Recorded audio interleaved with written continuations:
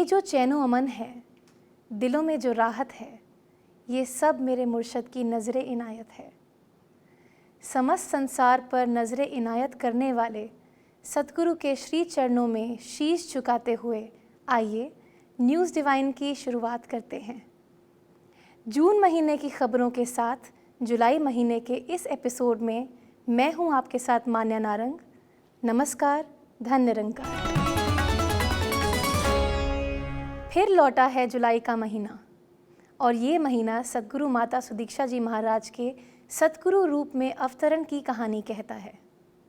सतगुरु की महिमा का वखान हर वेद ग्रंथ में किया गया है। जैसे कि कबीरदास जी भी कहते हैं कि गुरु बिन ज्ञान ना उपजै, गुरु बिन मिले न मोक्ष, गुरु बिन लखे न सत्य को, गुरु बिन मिटे न दोष। सतगुरु अपने हर कर्म से मानवता को सुंदर जीवन जीना सिखाते हैं और अपने अनमोल वचनों से मानवता का मार्गदर्शन करते हैं। तो आइए सतगुरु के ऐसे ही अनमोल वचनों से जुड़ते हैं दिव्यवाणी में।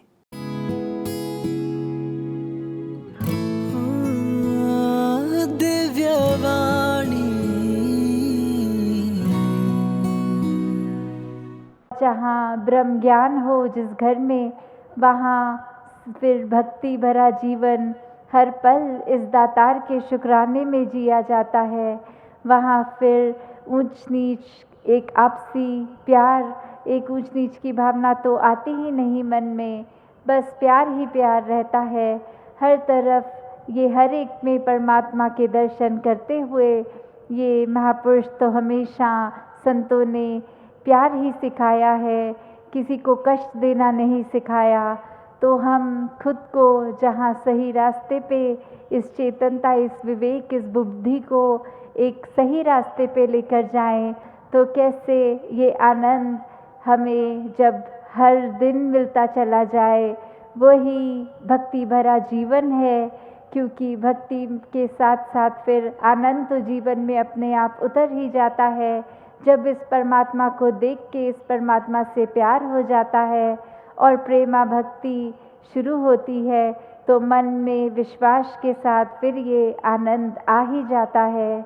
तो दातार हर एक पे कृपा करे कि भक्ति भरा जीवन जीते हुए सेवा को, सिमरन को, सत्संग को एक प्राथमिकता जब जीवन में देंगे, तो फिर जो भी हमारे जीने के गुजरान के साधन हैं, वो चीज़ें एक अच्छी तरह भी जहाँ हम इस्तेमाल करेंगे, वहाँ वो चीज़ें ना होने पर भी जीवन में उस तरह एक दुखी मन नहीं होता।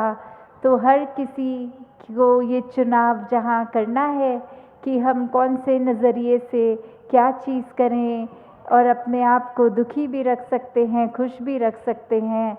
तो हर एक में जहाँ सद्बुद्धि आए, वहीं अपना जीवन सब भक्ति में जीते चले जाएं। दिव्यवाणी। सद्गुरु माता सुदीक्षा जी महाराज ने फरमाया, मन को निराकार पर टिकाने के बाद ही मन में ठहराव, सहजता व आनंद आता है। और दोस्तों, इस आनंद को जन जन तक पहुंचाने के लिए सद्गुरु माता जी लगातार कल्याण यात्राएं भी कर रहे हैं, जिससे संगतों में एक नए उत्साह और खुशी का संचार हो रहा है।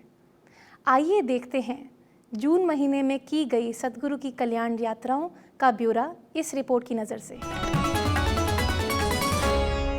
मानव जाति के उद्धार हेतु सद्गुरु माता सुदीक्षा जी महाराज की निरंतर चलती कल्याण यात्राओं का अगला चरण हिमाचल प्रदेश की यात्रा से शुरू हुआ। दूर दूर तक फैली हिम श्रृंखलाओं, हरे भरे मैदानों, कल कल करती नदियों, झरनों से सुसज्जित हिमाचल प्रदेश धन्य हो उठा जब स्वयं सद्गुरु माता जी के पावन पुनीत चरण इस देवभूमि पर पड़े। 18 मई से शुरू हुई इस कल्याण यात्रा का प्रथम पड़ाव बना कालका। कालका के रेलवे ग्राउंड में आयोजित समागम में कालका और आसपास से आए सैकड़ों भक्तों ने शिरकत की। सद्गुरु के साकार दर्शनों की खुशी भक्तों के चेहरों से झलक रही थी। उत्साह और खुशी से चमकते चेहरे लिए भक्तों ने पूरे भक्ति भाव से सत्संग का आनंद लिया। 19 मई को इस रूहानी कारवां की अगली मंजिल बना सोलन शहर। यहाँ पर आयोजित सत्संग कार्यक्रम में सद्गुरु माताजी ने सभी को अपनी दिव्य मुस्कान और आशीर्वादों से नवाजा। सोलन में अनेक घरों में सद्गुरु माताजी ने चरण डाले और सभी को निहाल किया। सोलन भवन पर भी भक्तों को सद्गुरु के दर्शन करने और नमस्कार करने का सुअवसर मिला। सोलन से रवाना होकर यह रूहानी कारवां बढ़ चला अपनी अगली मंजिल शिमला की ओर। शिमला के बामलोई भवन में सद्गुरु की आगमन की राह तकते भक्तों ने अपने मुर्शद का स्वागत किया। 20 मई को शिमला में ही ठियोग स्थित निरंकारी भवन पहुंचकर सद्गुरु ने अपने भक्तों पर रहमतों की बरसात की। यहां भी अपने अनेक भक्तों के घरों में चरण डालकर उनकी अभिलाषा पूरी की। भक्तों के प्रेम में डूबे ऊंचे नीचे पहाड़ी रास्तों पर चलकर सद्गुरु माताजी ने अपने भक्तों को भरपूर आशीर्वाद दिए। 21 मई को शिमला में भव्य सत्संग समारोह का आयोजन हुआ। सद्गुरु माताजी के सत्संग स्थल पर पहुंचने पर भक्तों ने पारंपरिक परिधानों में वाद्य यंत्रों को बजाकर भव्य स्वागत किया। 22 मई को यह नूरानी काफिला शिमला से रवाना हुआ। रास्ते में दाड़ला घाट के नए बने भवन का सद्गुरु माताजी ने शिलान्यास किया और भक्तों को भरपूर आशीर्वादों से नवाजा। इसी तरह बरमाणा के भक्तों को भी सद्गुरु माताजी के चरणों में नमस्कार का मौका मिला।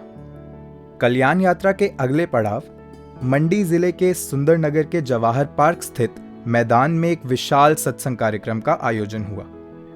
दिल में ढेरों अरमान लिए हजारों संगतें सद्गुरु माताजी के दर्शनों के लिए पहुंची। यहां भी सद्गुरु माताजी ने अपने पावन वचनों से सभी को निहाल किया। 23 मई को अभिलाषी यूनिवर्सिटी की ग्रेजुएशन सेरेमनी का आयोजन हुआ।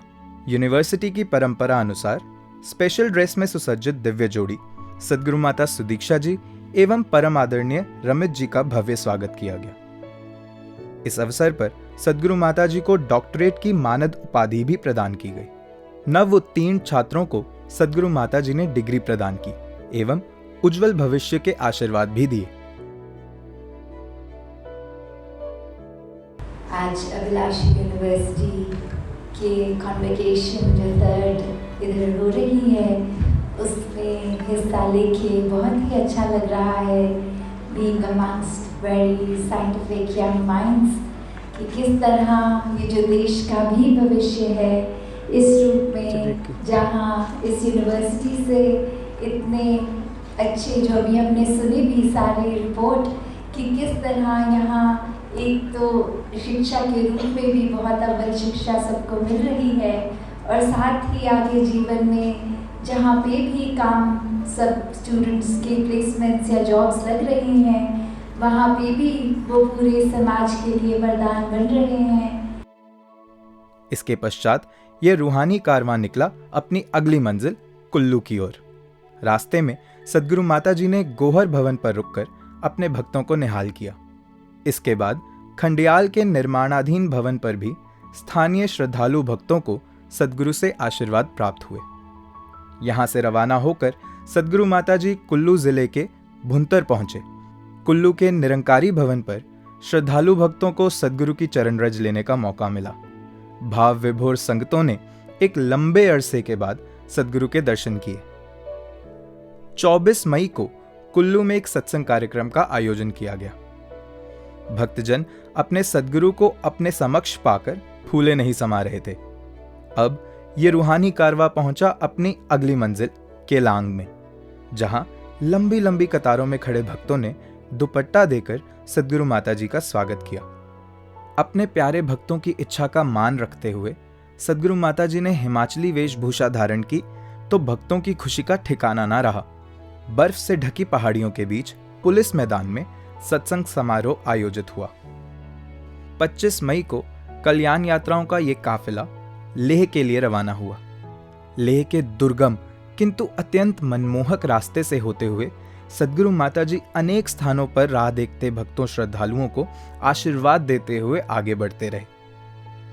27 मई को सद्गुरु माताजी ने साबू रोड स्थित निरंकारी भवन का उद्घाटन किया। नवनिर्मित भवन में सभी भक्तों को अपने सद्गुरु के श्री चरणों में नमस्कार का अवसर मिला। यहाँ पर स्थानीय श्रद्धालु भक्तों ने लद्दाखी लोक संस्कृति की झलक पेश की।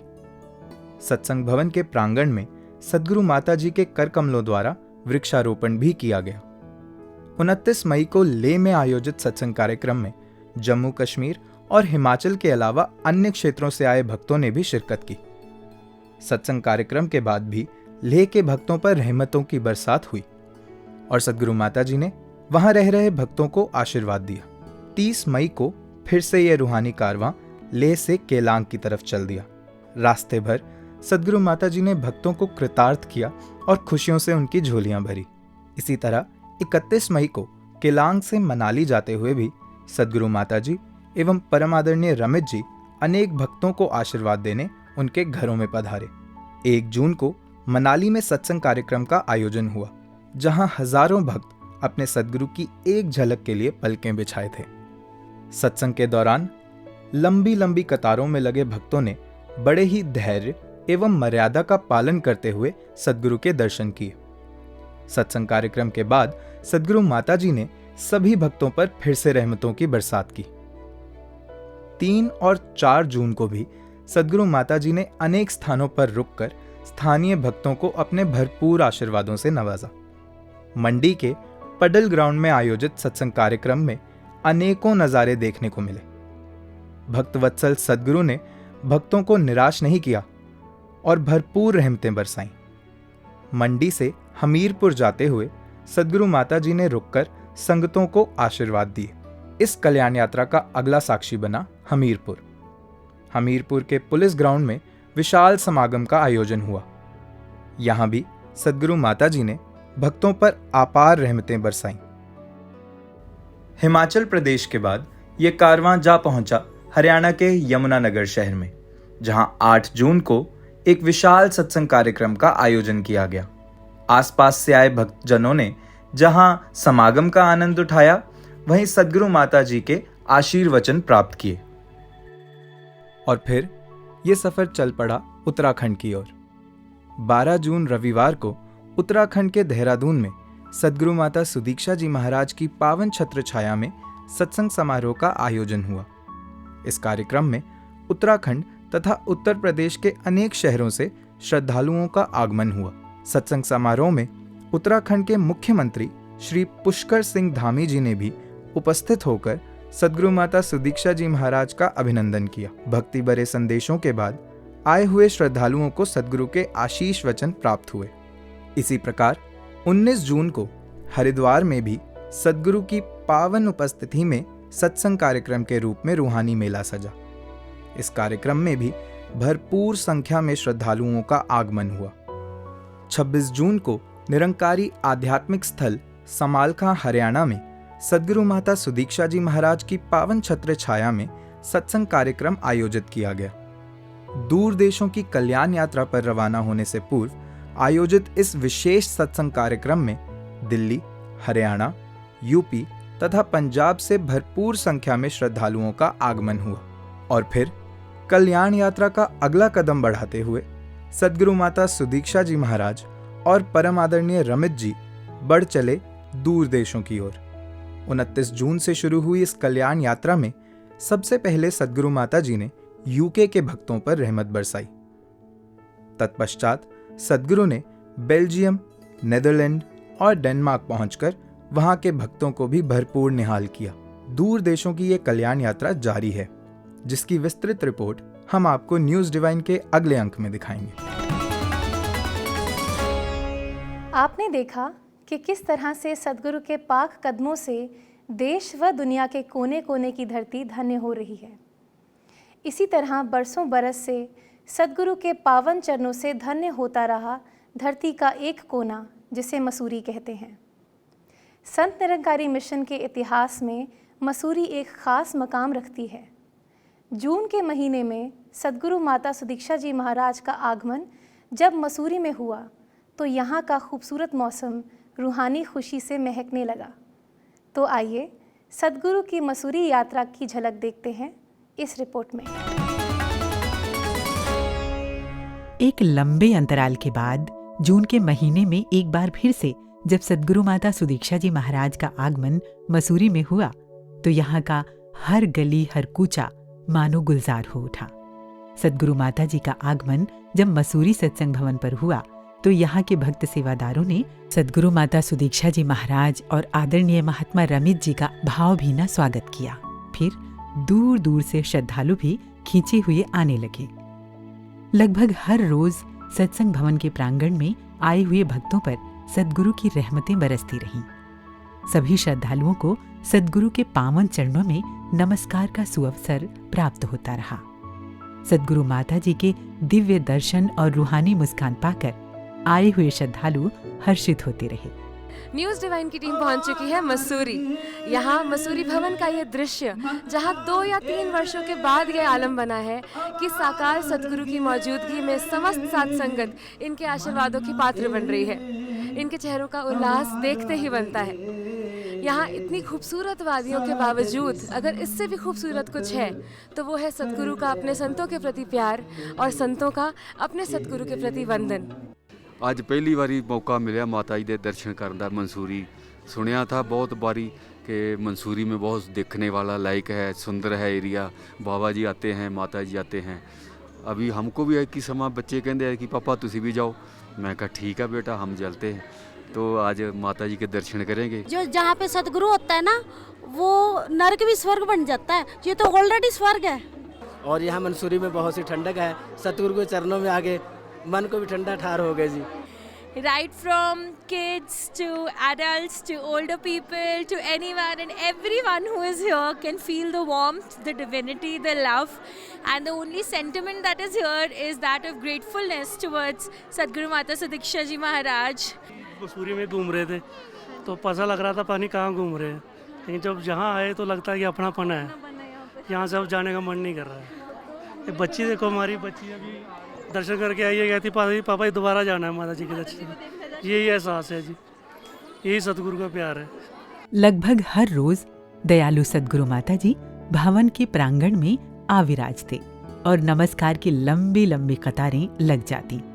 मीठे सुरों में बजते भक्ति गीत श्रद्धालुओं के दिलों से होते हुए सत्संग भवन के प्रांगण से निकलकर दूर दूर तक वादियों में गूंज उठते। अपने सद्गुरु का पावन सानिध्य पाकर भक्तजन सब कुछ भूलकर खुशी से निहाल हो उठते। इस दौरान मसूरी में आए हुए श्रद्धालुओं के लिए व्यवस्थाएं बनाने में सेवा दल का भी विशेष योगदान रहता है। ये सेवादार सर्दी, गर्मी या बरसात किसी भी मुश्किल या विपरीत मौसम की परवाह न करते हुए निरंतर सेवाओं में समर्पित रहते हैं। सद्गुरु भी इनकी सेवाओं पर रीझ कर इन्हें भरपूर खुशियां और आशीर्वाद प्रदान कर देते हैं। मसूरी में इस रूप से चाहे 10 दिन जैसे अभी श्रवण कर रहे थे रुकने को मिला, तो ये 10 दिनों में रोज ही आप सब महापुरुष, चाहे वो 2-3 दिन के बाद नए महापुरुषों के भी चेहरे दिखते या पुराने जो इधर लोकल भी महापुरुष हैं, तो मन में वही भाव कि ये जो रौनकें भी चाहे हैं तो सिर्फ संतों के कारण ही हैं। हमारा किरदार ऐसा हो कि सारा संसार मानवता की खुशबू से महकता हुआ नजर आए। ये संदेश है हमारे रहनुमा सद्गुरु माता सुदीक्षा जी महाराज का। सद्गुरु के इसी संदेश को जीवन में उतारते हुए भक्त सेवादार निरंतर मानवता की सेवा में समर्पित हैं और मिशन की ओर से अनेक समाज सेवा की गतिविधियां लगातार जारी हैं। जून के महीने में की गई इन्हीं गतिविधियों की झलक देखते हैं इस रिपोर्ट में। संत निरंकारी मिशन की ओर से नर सेवा नारायण पूजा के तहत चलने वाली सामाजिक गतिविधियां जून के महीने में भी निरंतर जारी रहीं। इसके अंतर्गत पूरे महीने देश भर के अलग अलग राज्यों के भिन्न भिन्न स्थानों पर ब्लड डोनेशन कैंप्स लगाए गए, जिसमें दिल्ली, चंडीगढ़, पंजाब तथा महाराष्ट्र मुख्य राज्य रहे। ਮੈਨੂੰ ਖੁਸ਼ੀ ਹੈ ਕਿ ਅਸੀਂ ਇਹ ਜਿਹੜਾ ਦਿਨ ਹੈ ਇਹ ਅਸੀਂ ਜਿਹੜੇ ਲੈਂਡ ਸਟੀਨਰ ਸੀ ਉਹਨਾਂ ਦਾ ਅੱਜ ਜਨਮ ਦਿਨ ਹੈ, ਜਿਨ੍ਹਾਂ ਨੇ ਬਲੱਡ ਗਰੁੱਪਾਂ ਦੀ ਕਾਰਡ ਕੱਢੀ ਸੀ। ਤੇ ਸਾਡੇ ਲਈ ਸਭ ਤੋਂ ਵੱਡੀ ਮਾਣ ਦੀ ਗੱਲ ਹੈ ਕਿ ਸੰਤ ਨਿਰੰਕਾਰੀ ਮਿਸ਼ਨ ਬਰਨਾਲਾ ਨੇ ਇਹ ਪਹਿਲ ਕੀਤੀ। ਉਹਨਾਂ ਨੇ ਇੱਕ ਇਨੀਸ਼ੀਏਟਿਵ ਲਿਆ ਕਿ ਇਹ ਜਿਹੜਾ ਦਿਨ ਹੈ ਉਹਨਾਂ ਦੇ ਭਵਨ 'ਚ ਮਨਾਇਆ ਜਾਵੇ, ਤੇ ਅੱਜ ਸਾਡੀ ਬਲੱਡ ਬੈਂਕ ਦੀ ਟੀਮ ਆਈ ਹੋਈ ਹੈ ਤੇ ਮੈਨੂੰ ਆਸ ਹੈ ਕਿ ਸੰਤ ਨਿਰੰਕਾਰੀ ਮਿਸ਼ਨ ਇਸ ਤਰ੍ਹਾਂ ਹੀ ਜਿਹੜੀਆਂ ਸਮਾਜ ਸੇਵੀ ਗਤੀਵਿਧੀਆਂ ਨੇ ਉਹਨਾਂ ਦੇ ਵਿੱਚ ਆਪਣਾ योगदान पाਉਂਦਾ रहेगा। संत निरंकारी मिशन रक्तदान के क्षेत्र में मानवता की सेवा में निरंतर समर्पित है। इसका एक और उदाहरण पेश करता है मुंबई के विले पार्ले स्थित संत निरंकारी मिशन का ब्लड बैंक, जिसके द्वारा भी मिशन लगातार मानवता को रक्त मुहैया कराता रहा है। सरकार को पर्याप्त रूप से ब्लड उपलब्ध कराने तथा रक्तदान के क्षेत्र में अपने अमूल्य योगदान के चलते महाराष्ट्र सरकार द्वारा मिशन को सम्मानित किया गया। इसी प्रकार देश के भिन्न भिन्न स्थानों पर मिशन की ओर से आई चेकअप कैंप भी लगाए गए। इसी प्रकार मिशन की ओर से 5 जून को वर्ल्ड एनवायरनमेंट डे मनाया गया। ओनली वन अर्थ थीम के साथ इस दिन 7 राज्यों के 14 हिल स्टेशंस पर महास्वच्छता अभियान तथा वृक्षारोपण अभियान चलाया गया। स्वयं सद्गुरु माता सुदीक्षा जी महाराज ने भी वृक्षारोपण करके पर्यावरण के प्रति हमें जागरूक किया। इस अभियान में लगभग 10,000 वॉलंटियर्स ने भाग लिया और उत्साहपूर्वक निष्काम भाव से निर्धारित स्थानों की सफाई की तथा पेड़ लगाए। इस अवसर पर वॉलंटियर्स द्वारा बेहतर पर्यावरण के प्रति जागरूक करते हुए ह्यूमन चेन भी बनाई गई। इसके अलावा नुक्कड़ नाटिका और बैनर के माध्यम से no plastic use, beat air pollution, cleanliness and tree plantation का संदेश दिया गया। आज विश्व पर्यावरण दिवस पर निरंकारी मिशन द्वारा आयोजित वृक्षारोपण कार्यक्रम एवं जागरूकता कार्यक्रम में आने का मुझे मौका मिला और आज इस कार्यक्रम के माध्यम से हमने लोगों को जागृत करने का काम किया है कि हम पर्यावरण को सुरक्षित रखें। इसके लिए मैं निरंकारी मिशन के अधिकारियों को साधुवाद देता हूं, बधाई देता हूं। मैं यहाँ मसूरी का रहने वाला हूं और यहाँ पर निरंकारी भवन की तरफ से काफ़ी सारे लोग अक्सर सफाई करते पाए जाते हैं। यहाँ पे वर्ल्ड एनवायरनमेंट डे होने के साथ साथ बाकी उपलक्ष्यों पर भी उनको देखा गया है कि वो समाज सेवा का कार्यक्रम करते हैं। जैसे हमने आज जो है वो शपथ भी यहाँ पर दी है, तो हम समझते हैं कि संत निरंकारी मिशन इन दोनों कामों को स्पिरिचुअलिटी के द्वारा जो है वो अपने अंदर के पर्यावरण को जो है वो साफ करता है और बाहर के जो हमारा जो प्रदूषण फैल रहा है उसको समाप्त करने के लिए सामाजिक कार्यों में बढ़ चढ़ करके जो हम भाग ले रहे हैं, उसके लिए जो है मैं आपको बहुत बहुत धन्यवाद देता हूँ। बेहतर स्वास्थ्य को बढ़ावा देते हुए 21 जून को इंटरनेशनल योगा डे के अवसर पर मिशन की ओर से देश भर के सैकड़ों स्थानों पर योगा कैंप्स लगाए गए, जिसका भरपूर संख्या में लोगों ने लाभ उठाया। इसी प्रकार दूर देशों में भी योगा डे मनाया गया तथा स्वास्थ्य के प्रति लोगों को जागरूक किया गया। जून के ही महीने में 20 से 27 जून तक दिल्ली के निरंकारी कॉलोनी स्थित मैरिज ग्राउंड में बच्चों की बहुमुखी प्रतिभा को निखारने हेतु समर कैंप लगाया गया, जिसमें बच्चों को डांस, गायन, कविता, एरोबिक्स के साथ ही अनेक गतिविधियों के द्वारा कलात्मक गुण सिखाए गए। मेरा नाम विदित है और मैं निरंकारी कॉलोनी से हूँ। मुझे पता चला कि यहाँ पर समर कैंप लग रहा है तो मैं फटाफट से यहाँ पर आ गया। मेरा नाम सुहानी है और मैं इधर समर कैंप ज्वाइन करने के लिए आई हूँ। मेरा नाम प्रीतेश मलिक है, मैं मुखर्जी नगर से आया हूँ। मैं एक दिन बाल संगत में गया था तो मेरे को पता चला कि समर कैंप है, तो मैं घर बैठे बैठे बोर भी हो रहा था, तो इतना एक्साइटेड हूँ ना मैं समर कैंप में कि इतनी चीज़ें सीखूँगा मैं। My name is Niharika and मैं सन्नगर से हूँ। हमने समर कैंप में डांस, सिंगिंग एंड बहुत सारी एक्टिविटीज़ की। हमने ये सब सीखा एंड इनसे हटकर भी अगर देखा जाए तो हमने टीम वर्क सीखा एंड मर्यादा में रहना सीखा। बच्चे इतने खुश हैं, आई स्वेयर मेरे बच्चे घर आते हैं, मम्मा आज हमें ये रिफ्रेशमेंट मिली, आज हमने ये सीखा। आई स्वेयर मुझे लगता है मैंने भी अपना बचपन इतना एंजॉय नहीं किया होगा जो इन्होंने किया।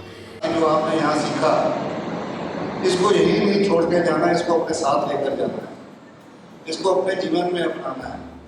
और जब दुनिया में जाते हैं तो अक्सर लोग कहते हैं कि कॉन्फिडेंस होना चाहिए अपने आप में, कुछ नई स्किल सीखनी चाहिए, कुछ ऐसी बातें आनी चाहिए जिससे हम समाज को प्रभावित कर पाएँ। लेकिन दास का अपना निजी अनुभव है कि जब संगत से जुड़े रहते हैं तो ये चीज़ें ऑटोमेटिकली आ जाती हैं। सद्गुरु माता सुदीक्षा जी महाराज, आप जी का बहुत शुक्रिया कि आपने इस रूप में सेवा करने का अवसर दिया। इस बाल संगत के समर कैंप में सभी ने अपना सहयोग हमें भरपूर मात्रा में प्रदान किया। तो अब आइए देखते हैं इस बार स्पेशल रिपोर्ट में क्या है खास। स्पेशल रिपोर्ट में मैं हूं आपके साथ विवेक रफ़ीक। नमस्कार, धन निरंकार।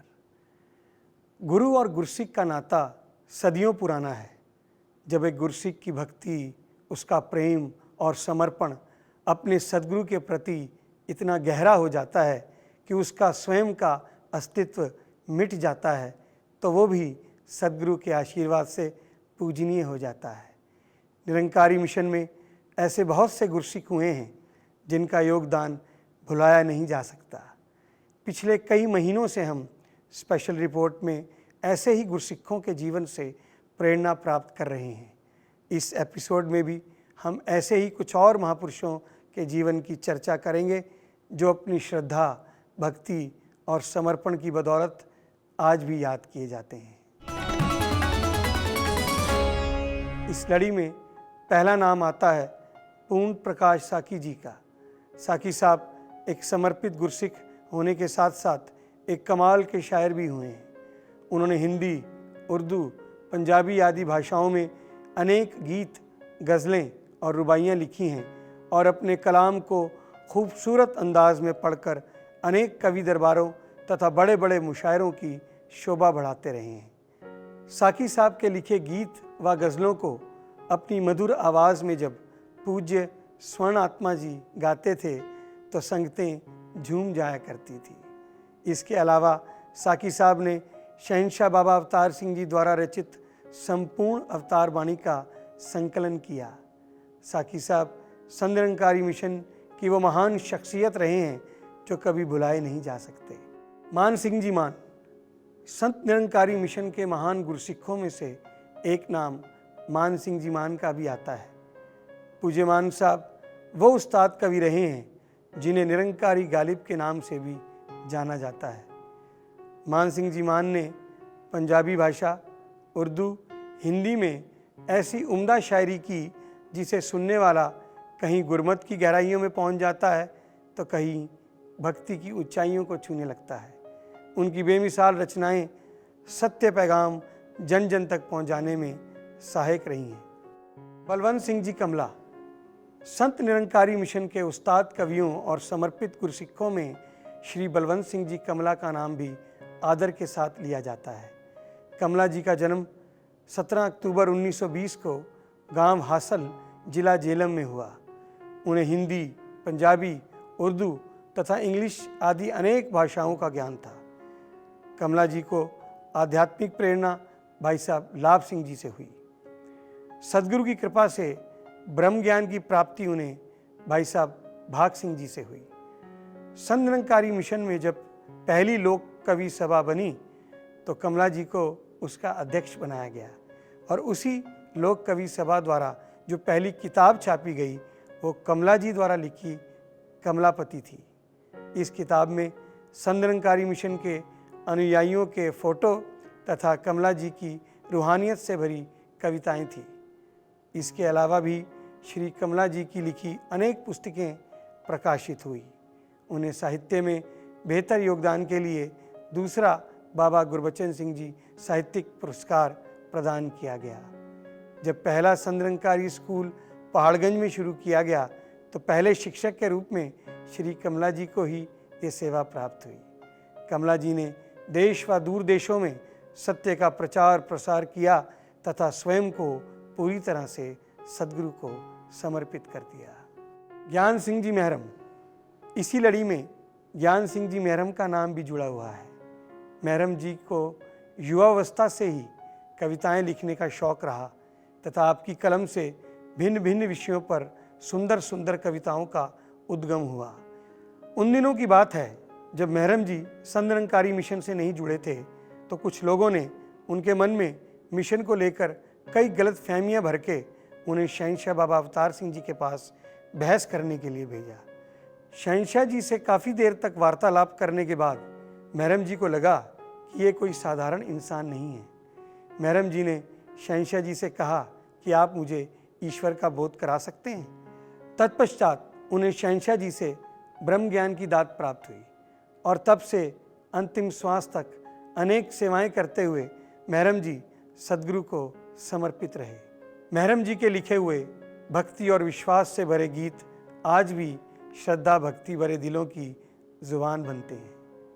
हरदेव सिंह जी अलमस्त संत निरंकारी मिशन के महान कवियों की लड़ी में हरदेव सिंह जी अलमस्त का नाम भी हमेशा अदब के साथ याद किया जाता रहा है। पूज्य अलमस्त जी अपने नाम के अनुसार ही हर समय मस्ती के आलम में ही रहने वाले संत थे।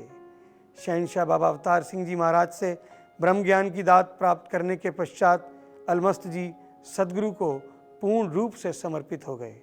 उनके भक्ति भाव कलम के द्वारा कविताओं का रूप लेकर कागज़ पर उतरने लगे।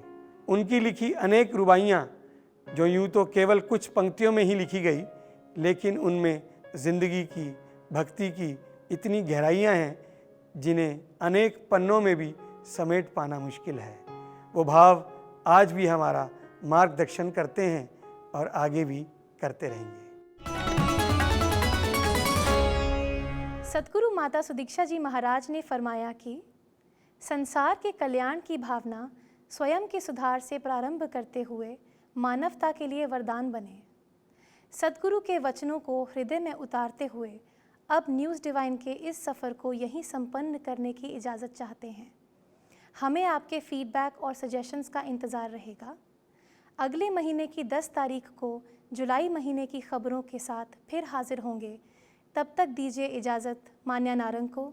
नमस्कार, धन निरंकार।